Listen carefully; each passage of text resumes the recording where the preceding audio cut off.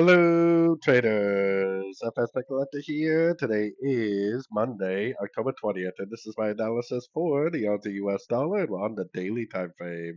So on the daily time frame, we've been sitting at this 78% for several days now. Now, because of my US dollar analysis, I still think there's a chance that this may actually be a wave 3 and not a wave C. But if it does break to the upside on sort of time frames, the 4 hour to 1 hour time frame, if we get that break of structure, it pretty much would have to be an ABC and it would have to push up. No break of structure means that we are actually still bearish and we still expect that it could go down and give us a break of structure to the downside, which, like I've been saying, if that does happen, I think that should confirm a much bigger move to the downside.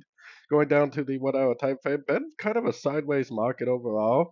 I mean, to me, I am definitely still very bearish because we don't have a break to the upside yet. The most recent structure is right here because this is the last lower high before it made a lower low. So if it breaks above here with momentum, then I definitely would become bullish, telling me that it's likely the end of a wave C on the daily. If it doesn't break above this level with momentum, then I definitely am looking for shorts every single chance I get.